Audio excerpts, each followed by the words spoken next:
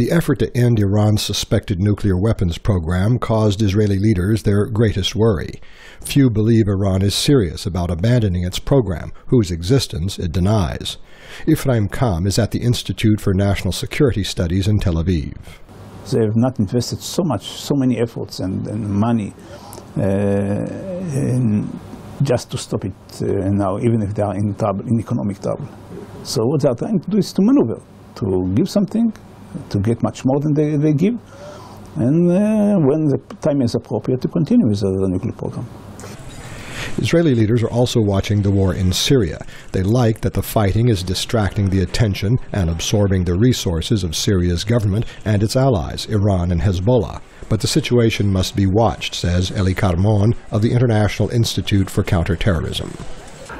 We will control the vast territory, which now is under the control of dozens of small organizations, jihadists, Salafists, some of them local warlords. The Syrian conflict has aggravated tensions between the Sunni and Shiite branches of Islam across the region. Ephraim Kam says this too is benefiting Israel, though the arrival of so many fighters is worrisome. Our concern is at a certain point when I would say the struggle will perhaps decline, we are going to find these guys trying to challenge us. This is the problem. Not now, not immediately. What we have immediately is, I'd say, relatively small incidents, but sometime in the future it can change.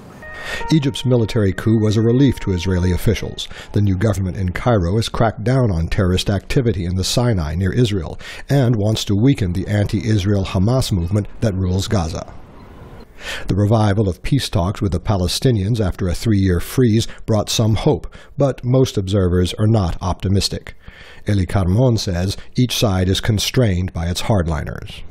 So I think that we need an interim agreement which will give symbolic territorial gains to the Palestinians on the very short term, much more freedom of movement and economic incentives, and a very general framework which will speak about the final agreement. The Palestinians are pessimistic. They don't believe Israel is ready to make concessions like freezing West Bank settlements, says Hadi Abdul Mahdi of East Jerusalem's Passia Research Institute.